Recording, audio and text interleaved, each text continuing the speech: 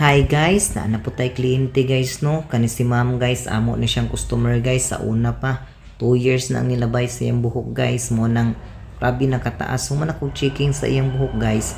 I-applyan na dahil ako og number 1 ang taas guys.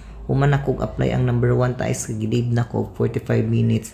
I-applyan dahil na po na ko ang ubos. Human ako apply ang ubos guys. Naluto naman to guys. Nya mo na.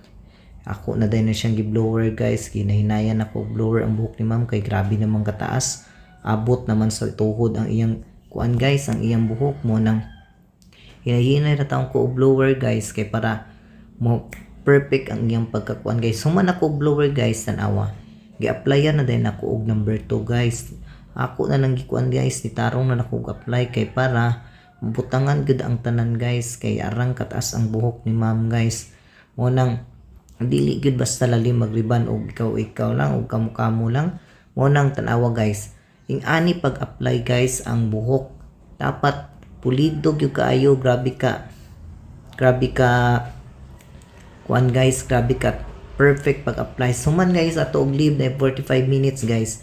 Mauna dai ni ang finishing guys. Gi-applyan na ako na og Brazilian guys kay kuan wa na nako gipakita ang pagplansya o pag-apply sa Brazilian, pero mo na ang final result niya guys. Mo na dayong tanawa guys. Grabe naka-shiny guys, tanawa.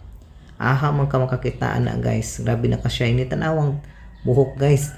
Grabe na abot na sa matuhod niya guys. Mo nang tanawa. Grabe naka-shiny oh. Mo nang kung ikaw guys, ganahan ka magpariban, visit lang guys Salon de Angel guys.